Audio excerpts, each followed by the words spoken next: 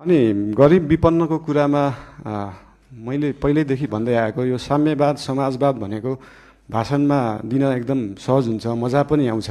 तर साँच्चीकै साम्यवाद साँच्चीकै समाजवाद गर्ने भने हाम्रो काठमाडौँ महानगरपालिकामा मेयर हुँदाखेरिको म उदाहरण दिन चाहन्छु।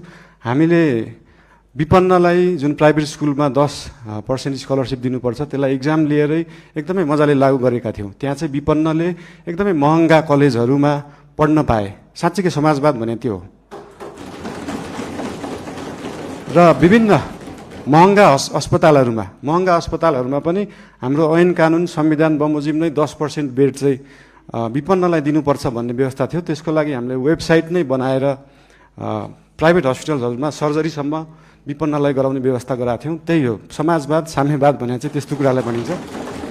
र यही 10% विपन्नलाई दिनुपर्ने कुराहरू शिक्षा र स्वास्थ्यका कुराहरू हामी देशैभरि लागू गर्न खोज्दैछौँ।